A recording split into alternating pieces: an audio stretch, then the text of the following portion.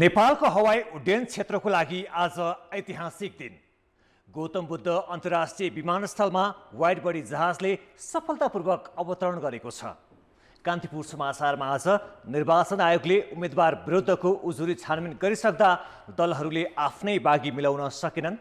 चुनाव मुखैमा आइपुग्दा पनि झन्डै 33%ले अझै कोरोना विरुद्धको खोप नपाएको प्रसङ्ग। यो वर्ष पनि आर्थिक वृद्धि दर लक्ष्यभन्दा झन्डै 2%ले खुम्चने पक्का पक्की। अनि अन्तर्राष्ट्रियमा रुस युक्रेन युद्ध रोक्न राष्ट्रसङ्घका महासचिवको जारी शान्तिको पहल र खेलकुदमा प्रशिक्षक विरुद्ध उत्रेका राष्ट्रिय फुटबल टिमका खेलाडीले गरेको गुनासो के हो लगायतका समाचार हामीसँग छन्। नमस्कार, अब मुख्य समाचार। नेपालको उड्डयन क्षेत्रमा ऐतिहासिक फड्को। गौतम बुद्ध अन्तर्राष्ट्रिय विमानस्थलमा वायु सेवा निगमको वाइड बडी जहाज सफल अवतरण। जेठ 2 गतेदेखि व्यावसायिक उडान। निर्वाचन आयोगद्वारा उम्मेद्वारको प्रारम्भिक नामावली प्रकाशित। केहीको उम्मेदवारी रद्द। बागीले अडा नछाड्दा दलहरूलाई सहमतिमा सकस। 7% को आर्थिक वृद्धिको लक्ष्य हासिल गर्न सरकार असफल। कृषि र उद्योगमा कर्जा कम हुँदा वृद्धि दर 5.5%मा खुम्चिने। अर्थतन्त्रको आकार भने बढ्यो। रुस भ्रमण सकेर राष्ट्रसङ्घका महासचिव गुटरेस युक्रेनमा। युद्ध अन्त्यका लागि वार्ता गर्न दुवै देशलाई आग्रह।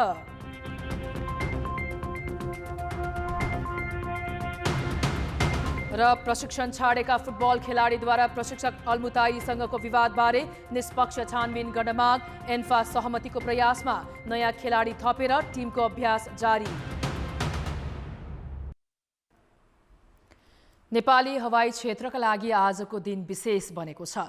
काठमाडौँको त्रिभुवन अन्तर्राष्ट्रिय विमानस्थलबाट हालै निर्माण पूरा भएको भैरवास्थित गौतम बुद्ध अन्तर्राष्ट्रिय विमानस्थलमा आज आफ्नै ध्वजावाहक ठूलो विमानले अवतरण गरेको ऐतिहासिक क्षण हो यो।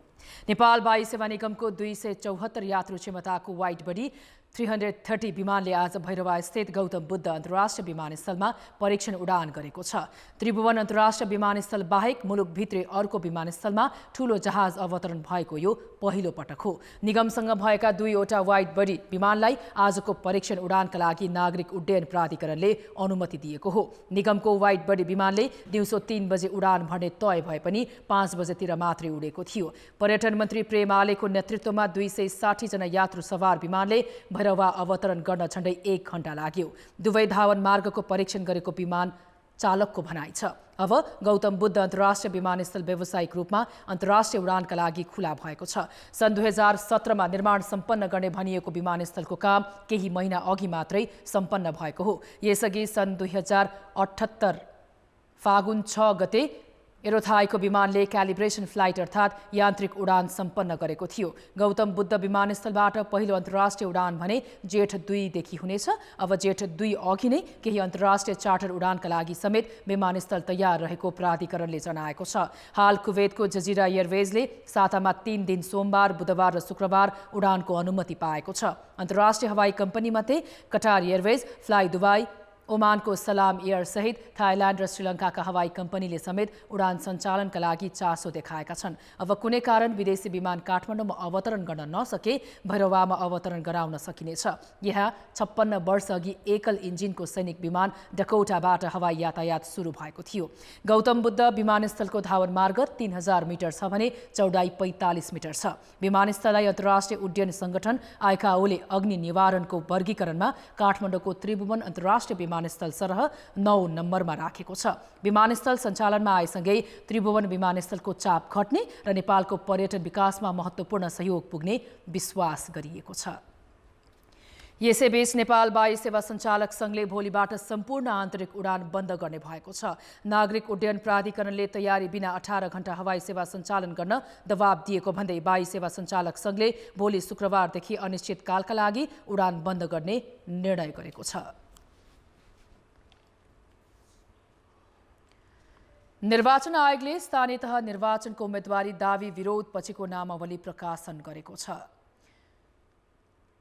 आयोगले उम्मेद्वारमाथि परेको उजुरी छानबिनपछि नामावली प्रकाशन गरे पनि रद्द गरिएको उम्मेद्वारको नाम र संख्या भने सार्वजनिक गरेको छैन। उम्मेद्वारमाथिको उजुरी छानबिनपछि केहीको नाम रद्द गरिएको आयोग उच्च स्रोतले जनाएको छ। यसैबीच आयोगले निर्वाचन केन्द्र तोकिएका विद्यालयमा 3 दिन भौतिक रूपमा पठन पाठन बन्द गर्न सरकारसँग माग गरेको छ। वैशाख 30 गते हुने स्थानीय तह निर्वाचन प्रयोजनका लागि प्रयोग भएका विद्यालयमा वैशाख 28 देखि 30 गतेसम्म भौतिक पठन पाठनका काम रोक्न सरकारलाई अनुरोध गरेको हो। आयोगले 3 दिनको अवधिमा विद्यालयमा वैकल्पिक पद्धतिबाट पठन पाठनको व्यवस्था मिलाउन समेत सुझाव दिएको छ।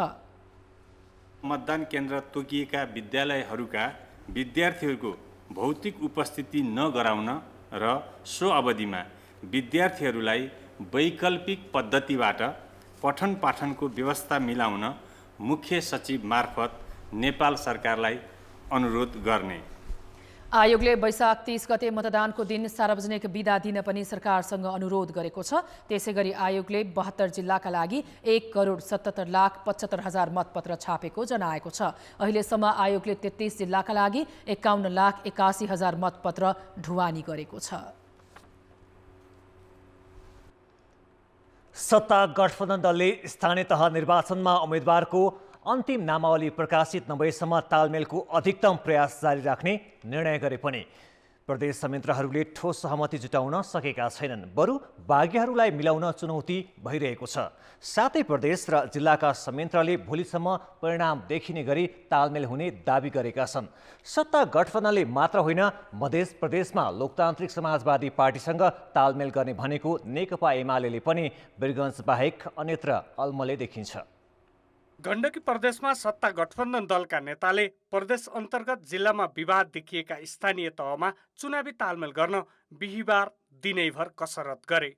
तर आफ्नो दलका उम्मेद्वारको नाम फिर्ता गर्न कोही पनि तयार नहुँदा सहमति बन्न सकेन। शुक्रबारसम्म धेरै ठाउँमा सहमति हुने दाबी गण्डकी प्रदेश संयन्त्रको छ। काङ्ग्रेसका तर्फबाट उम्मेद्वार परेका ठाउँमा अरू पार्टीका साथीहरूको कहीँ उम्मेद्वार परेछ भने फिर्ता हुन्छ। अरू पार्टीका तर्फबाट उम्मेद्वार परेका ठाउँमा काङ्ग्रेसका तर्फबाट कसरी असन्तुष्टिबाट दिएको छ भने तिनीहरूको फिर्ता हुन्छ। त्यो फिर्ता हुने प्रविधि छ पार्टीको, हामी उनीहरूलाई अनुरोध गरेका छौँ। प्रदेश एकका थप केही ठाउँमा तालमेल भएको संयन्त्रका नेताहरूको दाबी छ।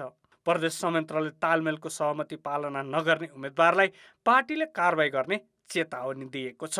जो कोही पनि हाम्रा कार्यकर्ताहरूले चाहिँ गठबन्धनको विरुद्धमा स्वतन्त्र उम्मेदवारी दिनुभएको छ, बागी उम्मेदवारी दिनुभएको छ भने उहाँहरूलाई निर्वाचन आयोगले तोकेको समय सीमाभित्र फिर्ता गर्न हामी आह्वान गर्दैछौँ।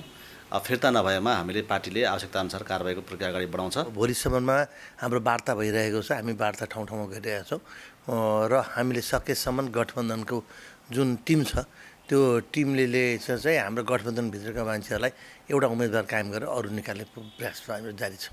रोल्पासहित लुम्बिनीका केही पालिकामा समेत गठबन्धनमा समस्या छ। मध्य प्रदेशमा सत्ता गठबन्धन मात्र होइन, विपक्षी एमाले सहितका दलले गरेको तालमेलको प्रयासमा कुनै प्रगति भएको छैन। वीरगञ्जमा हाम्रो लोसपा र हाम्रो नेकपा एमालेबाट चाहिँ तालमेल भएका छन्। यस्तै गरी अन्य ठाउँमा पनि हुने सम्भावना छ। तर अहिले हाम्रो जनकपुरमा हामी नेकपा एमालेबाट 2टी उम्मेदवारी दिएका छौँ। अनेक सम्पूर्ण वाडा अध्यक्षहरू लगायत सम्पूर्ण सदस्यमा दिएका छौँ। गठबन्धनको केन्द्रीय संयन्त्रले कर्णाली र सुदूरपश्चिम प्रदेशका सबैजसो स्थानीय तहमा तालमेल चाहेको भए पनि अहिलेसम्म परिणाम आएको छैन। जुन पार्टीका सदस्यले बागी उम्मेदवारी दर्ता गरेका छन् सोही पार्टीको विधानअनुसार कारबाही गरिनेछ भनेर लेखिएको छ। स्थानीय तहमा तालमेल मिलाउनै सकस भोगिरहेका दलहरूलाई बागी उम्मेदवार फिर्ता गराउनु अर्को चुनौती छ। कान्तिपुर समाचारका लागि जिल्ला ब्युरोहरूको सहयोगमा बाबुराम तिमिल सिन्हा र दीपक आचार्य, काठमाडौँ। सुदूरपश्चिम प्रदेशमा 5 दलीय गठबन्धनको चुनावी तालमेलका कारण नेपाली काङ्ग्रेसको घर झगडा बढेको छ। पार्टी सभापति शेरबहादुर देउवाको गृह जिल्ला डडेलधुरामै काङ्ग्रेस 2 खेमामा विभाजित छ। कैलालीमा 91 जना क्रियाशील सदस्यले पार्टी परित्यागको घोषणा गरेका छन्। डोटी र कञ्चनपुरमा तालमेल गर्ने निर्णय गर्दा पार्टी विभाजनको सङ्घारमा पुगेपछि काङ्ग्रेस गठबन्धनबाट बाहिरिएको छ। सभापति शेरबहादुर देउबाको गृह जिल्ला डडेलधुरामा निवर्तमान जिल्ला सभापति कर्ण मल्लको समूहले 7 स्थानीय तहमा एमालेसँग गठबन्धन गरेको छ। त्यही कारण कङ्ग्रेसले मल्ललाई पार्टीबाट निष्कासन गरेको छ। अहिले डडेलधुरामा कङ्ग्रेसको घर झगडा छताछुल्ल भएको छ। आगामी प्रतिनिधि सभाको निर्वाचनमा समेत देउबाकै विरुद्धमा मल्ललाई प्रतिस्पर्धा गराउने तयारी असन्तुष्ट समूहको छ। शेरबहादुर देउबाजीबाट अन्यायमा परेका साथीहरूले निर्वाचनमा जानको लागि विद्रोह गरिसकेपछि जसरी उहाँले मलाई पार्टीबाट निकाल्नुभयो अब म यसको नेतृत्व लिने कुराहरूमा निर्णय गरेँ। स्थानीय तहमा गठबन्धन गर्ने केन्द्रको निर्णयपछि कैलालीमा कङ्ग्रेसका 91 जनाले क्रियाशील सदस्यता त्यागेका छन्। उनीहरूलाई शान्त पार्न दोहोरो टिकट वितरण गरिँदा कैलालीमा पनि विवाद चुलिएको छ। तालमेल गर्दा 13 मध्ये 7 स्थानीय तह प्रमुख पाएको कङ्ग्रेसका तर्फबाट अधिकांश वडामा दोहोरो उम्मेदवारी परेको छ। लम्केचुहा नगरपालिकामा त भक्तबहादुर थापा र सुशीला शाही गरी मेयरमै कङ्ग्रेसका 2 जनाको उम्मेदवारी परेको छ। 40% भन्दा बढी स्थानमा दोहोरो टिकट बाँडेको भन्दै जिल्ला कार्यसमितिका पदाधिकारीलाई कारबाहीको माग उठेको छ। पार्टी समाप्त भएर जान लागिसक्यो। जिल्ला कार्य समितिले नैतिकताका आधारमा सम्पूर्ण यी साथीहरूले सभापति जसले यो टिकट वितरणमा धाँधली गरेका छन्, बदमासी गरेका छन्, यिनीहरूले राजीनामा दिनुपर्छ।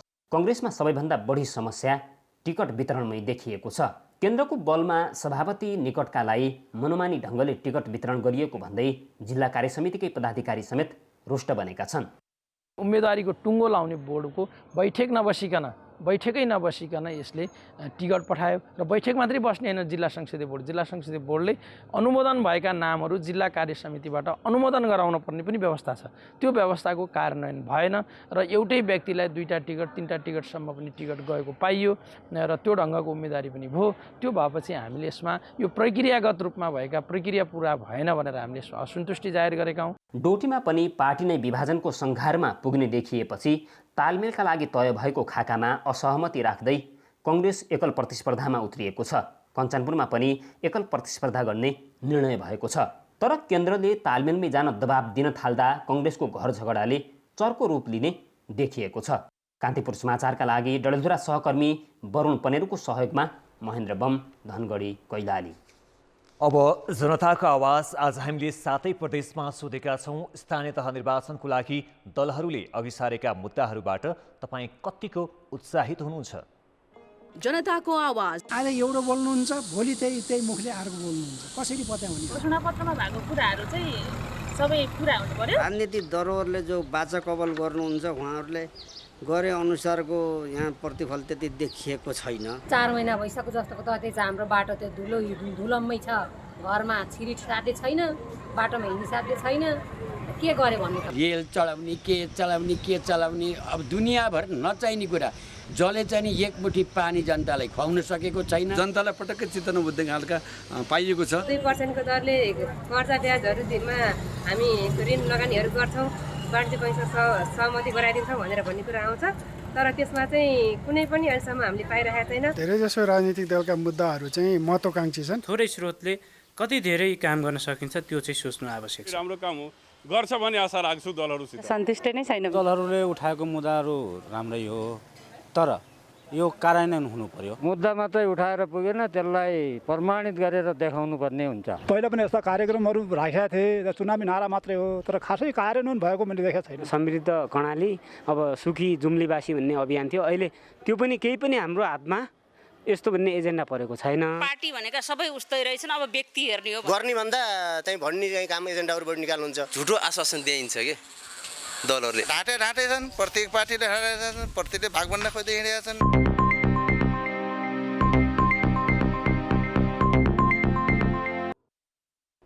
ब्रेकपछि समाचारमा पुनः स्वागत छ।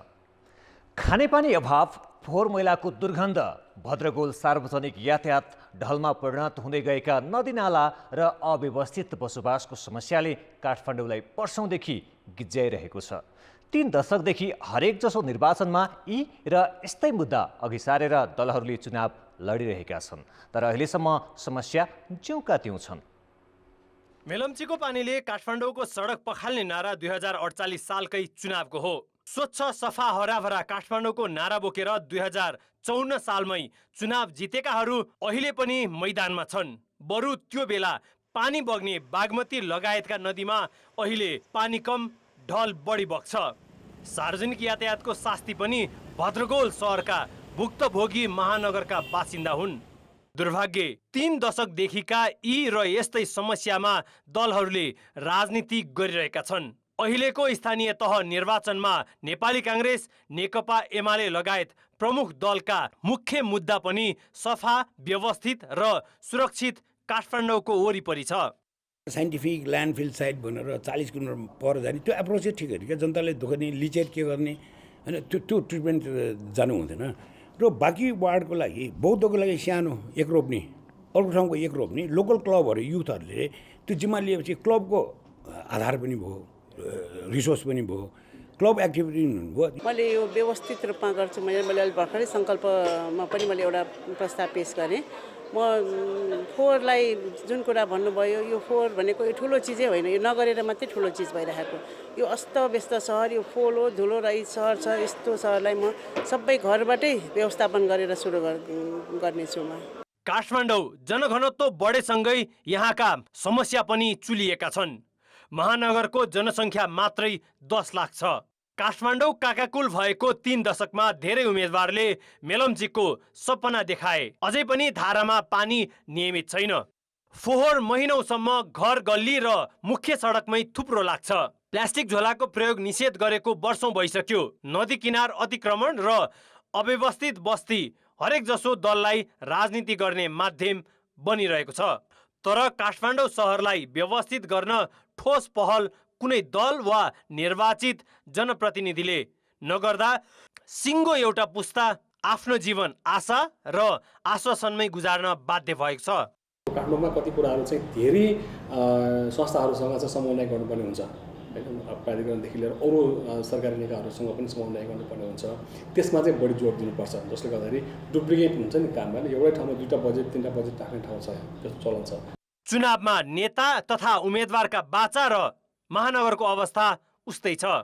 राजनीतिक नेतृत्वमा इच्छा शक्ति अभाव हुँदा संघीय राजधानी समेत रहेको काठमाडौँ सहरको स्वरूप फेरिन नसकेको हो। अब हरेक मतदाताले उम्मेदवारलाई सोध्नुपर्छ, काठमाडौँ सुन्दर सहर कहिले बन्छ? कान्तिपुर समाचारका लागि क्यामेरामा रूपक कोइरालाका साथ सृजना बास्तोला र सुबिन्द्र श्रेष्ठ, काठमाडौँ।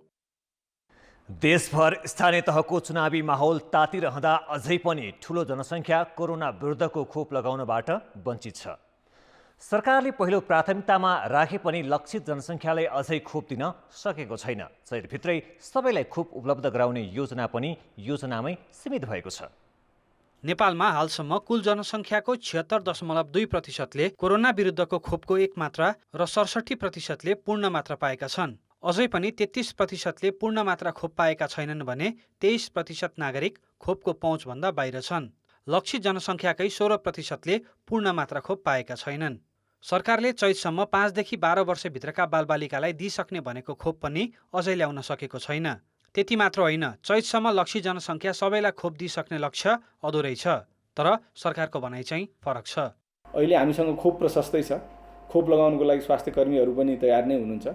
अब तर खोप जसलाई लगाउन बाँकी छ उहाँहरूसम्म त्यो कि सूचना नपुगेको अथवा उहाँहरूलाई केही न केही मनमा चाहिँ यो खोपप्रति संशय भएर केही यस सम्बन्धमा केही गलत धारणाहरू भएर चाहिँ खोप लगाउन हच्किराखेको अवस्था छ। अहिलेसम्म नेपालमा कोभिड विरुद्धको 5,33,81,000 भन्दा बढी मात्रा खोप आएकोमा 4,15,59,000 मात्रा खपत भइसकेको छ। 1,18,22,215 डोज बाँकी छ। खोप लगाउने मान्छे नै नआएको भनेर पन्छिनुभन्दा सरकार नै नागरिकको घर घरमा पुग्नुपर्ने विज्ञ बताउँछन्। सेवाग्राही आएनन्, खोप लिन आएनन्, हो 100% सेवाग्राहीमा नागरिकमा सचेतना हुने हो भने कुनै पनि समस्या हुँदैन। तर त्यही सचेतना वृद्धि गर्ने काम पनि नेपाल सरकारकै हो। सरकारकै जवाबदेही यताभित्र पर्छ र सरकारले कहाँ पुगेको छैन त्यहाँ आफ्नो संयन्त्र पठाएर पनि खोप लाउने व्यवस्था गर्नुपर्छ। यो नेपाल सरकारको जिम्मेवारी हो र राज्यले यो जिम्मा लिनुपर्छ। सेवाग्राही आएनन् भन्दैमा चुप लाएर बस्नु हुँदैन।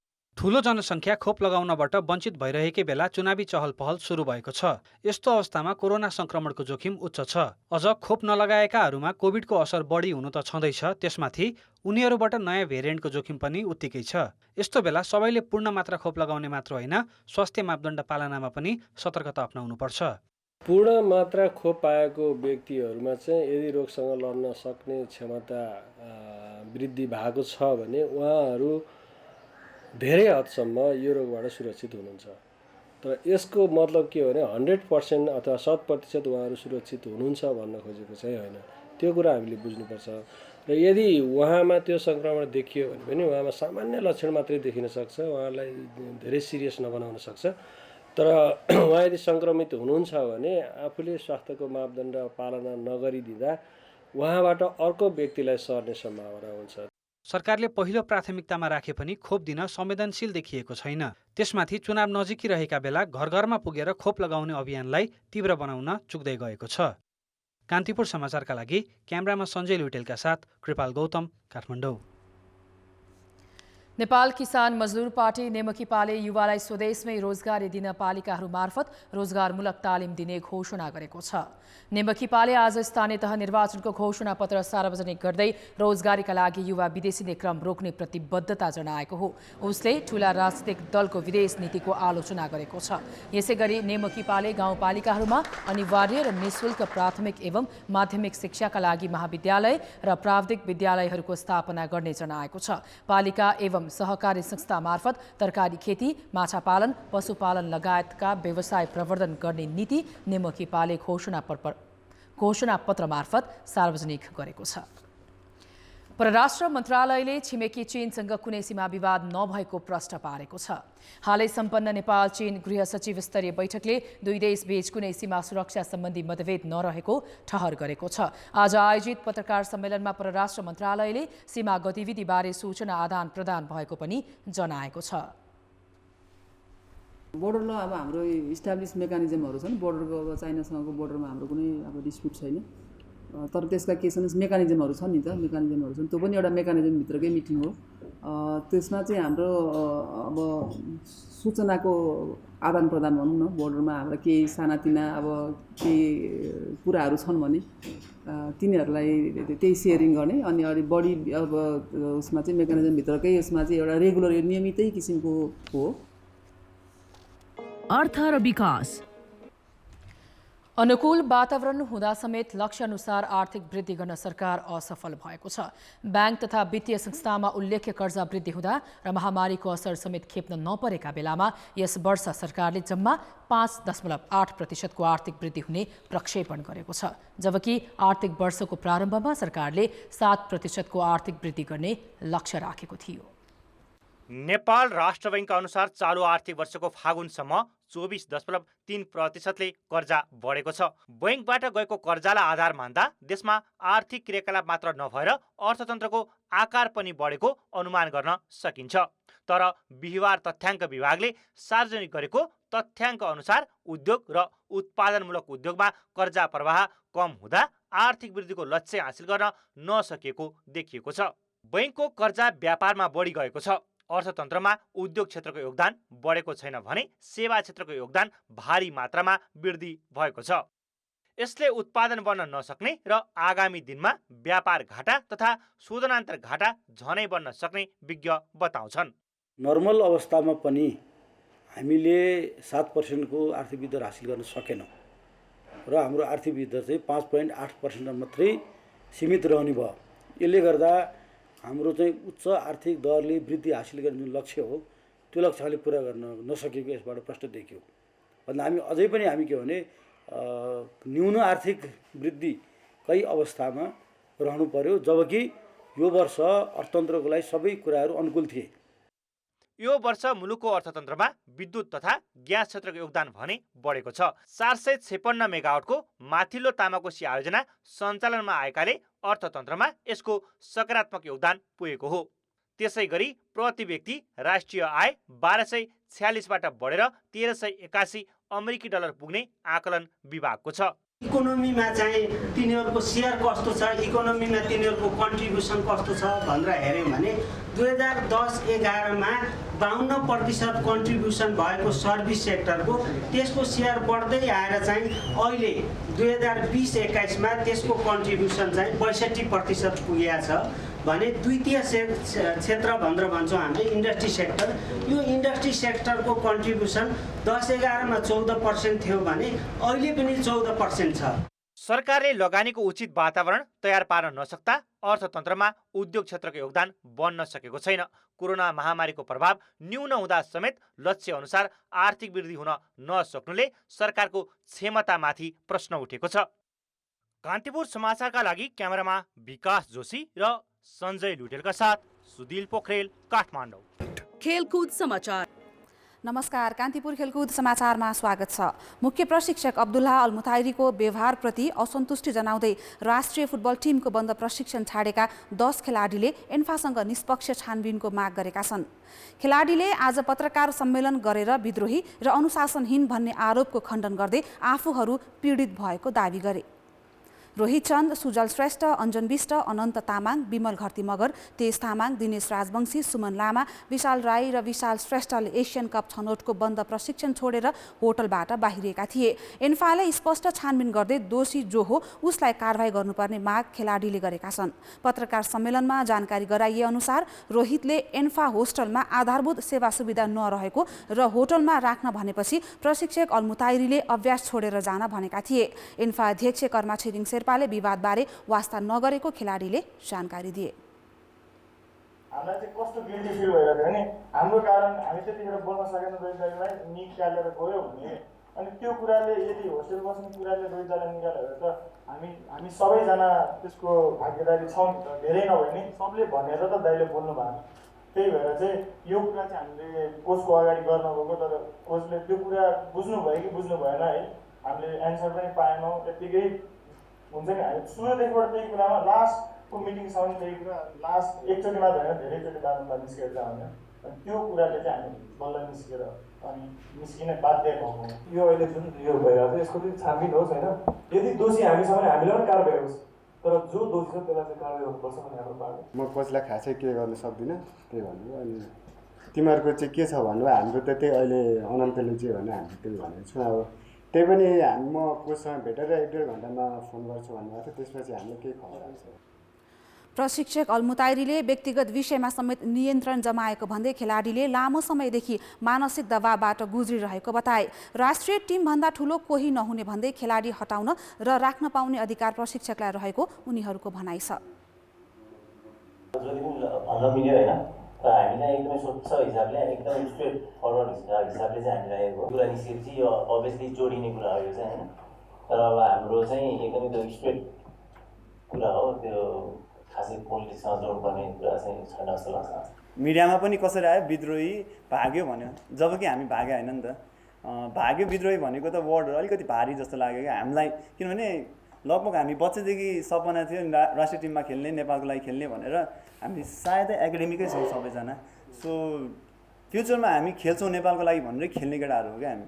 सो विद्रोही अब भागुवा भनेर राष्ट्रिय टिमबाट भाग्यो भनेपछि त हामीले चाहिँ फुटबल बच्चैदेखि ड्रिम भनेर खेल्ने, अनि भागेर विद्रोह गरेर हामीलाई कसैलाई विद्रोह गर्नु छैन, किनभने हाम्रो काम फुटबल खेल्ने हो। बेसिक निड्स अब हामीले एलाउन्सेस, ट्रेनिङ एलाउन्सेस, म्याच एलाउन्सेस त हामीले पाइरहेको छैनौँ होइन, पाइरहेको छैनौँ भने हामीले त्यो कम्प्लेन पनि गरेको छ। हामी तपाईँहरू कसैलाई भनेको पनि छैन तपाईँलाई होइन, तपाईँहरूलाई पनि याद छ होइन।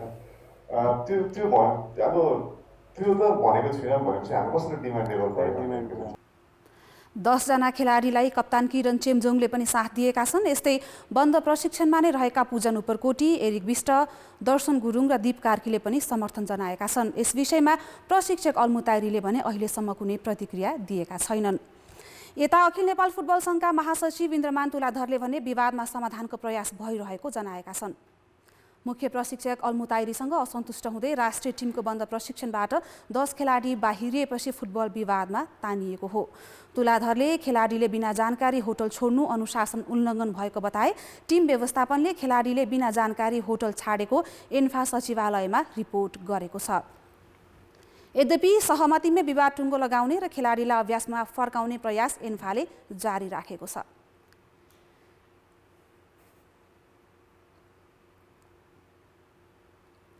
धेरै सङ्ख्यामा खेलाडी निस्कनु भनेको चाहिँ सामान्य विषय चाहिँ होइन होइन।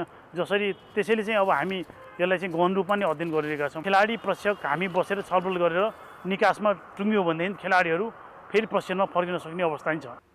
टिमका सिनियर खेलाडी बाहिरिनु सामान्य विषय नभएकाले एन्फा गम्भीर रहेको उनले बताए, तर अनुशासनको पक्षमा भने कुनै सम्झौता नहुने उनको भनाइ छ। एन्फाले चाहिँ डिसिप्लिनरी म्याटरमा त हामी कम्प्रोमाइज गर्दैनौँ होइन। अब अनुशासन उल्लङ्घन गरेको छ भनेदेखि त हामी खेलाडी होस् कोच होस् हामी अब त्यसमा चाहिँ कम्प्रोमाइज गर्दैनौँ। 16 नयाँ खेलाडीसहित टिमको अभ्यास भने जारी छ। अब जनमतको अन्तिम परिणाम। जनमतमा हिजो हाम्रो प्रश्न थियो, साताको 2 दिन सार्वजनिक बिदा दिने सरकारको निर्णय कस्तो लाग्यो? हाम्रो प्रश्न थियो, जनमतको अन्तिम परिणाम यस्तो छ, कर्मचारीलाई फाइदामा 32%, सेवाग्राहीलाई सकसमा 46% र फजुल खर्च घटाउने उपायमा 22%। जनमतमा अब आजको प्रश्न, फुटबल खेलाडी र प्रशिक्षक बीचको विवाद समाधान गर्न के गर्नुपर्ला? ए एन्फाको अग्रसरता, बी कमी कमजोरी स्वीकार र सी अनुशासनको पालना। जनमतको अन्तिम परिणाम भोलि साँझ 8 बजे कान्तिपुर समाचारमा प्रसारण गर्नेछौँ। कृपया NEWS न्युज स्पेस AB वा C टाइप गरी 34001 मा SMS गरी आफ्नो मत व्यक्त गर्नुहोला। नेपाल पौडी सङ्घले विश्व पौडी प्रतियोगिता 9 राष्ट्रिय खेलकुद र एसियाडलाई मध्यनजर गरेर 24औं खुल्ला तथा उमेर समूहको पौडी प्रतियोगिता गर्ने भएको छ। काठमाडौँमा आज पत्रकार सम्मेलन गरेर नेपाल पौडी सङ्घले कोभिड र अन्य कारणले 2 वर्षदेखि रोकिएको प्रतियोगितालाई चलायमान बनाउन वैशाख 22 र 23 गते प्रतियोगिता गर्न लागेको जानकारी दिएको हो। साधोबाटो स्थित अन्तर्राष्ट्रिय खेलकुद परिषदको पौडी पोखरीमा प्रतियोगिता हुनेछ। 23 विधा समावेश गरिएको प्रतियोगिताबाट 2022 को जुनमा बुडापेस्टमा हुने विश्व पौडी प्रतियोगिता तथा चीनको गोन्जाओमा हुने एसियन प्रतियोगिताका लागि खेलाडी छनौट गरिनेछ। सङ्घले प्रतियोगिताबाट 8 पुरुष र 8 महिला खेलाडी छनौट गर्नेछ। करिब 6 लाख लागत रहेको प्रतियोगितामा 150 पुरुष तथा महिला खेलाडी सहभागी हुने सङ्घका महासचिव जगतमान श्रेष्ठले बताए। यस्तै उनले एसियाडका लागि सम्भावित इभेन्टमा खेलाडीको फिना अङ्कको आधारमा खेलाडी छनौट हुने पत्रकार सम्मेलनमा जानकारी दिएका छन्।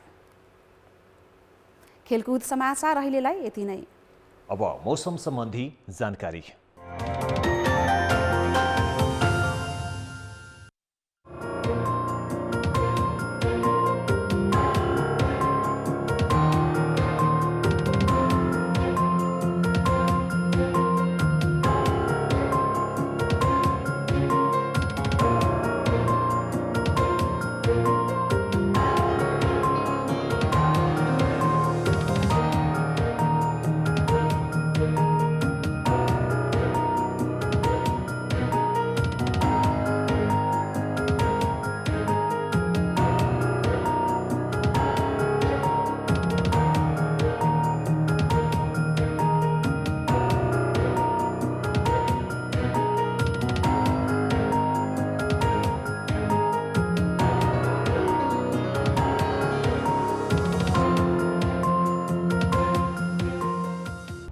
कान्तिपुर समाचार अहिलेलाई सकियो। कान्तिपुर टेलिभिजन हेर्दै गर्नुहोला।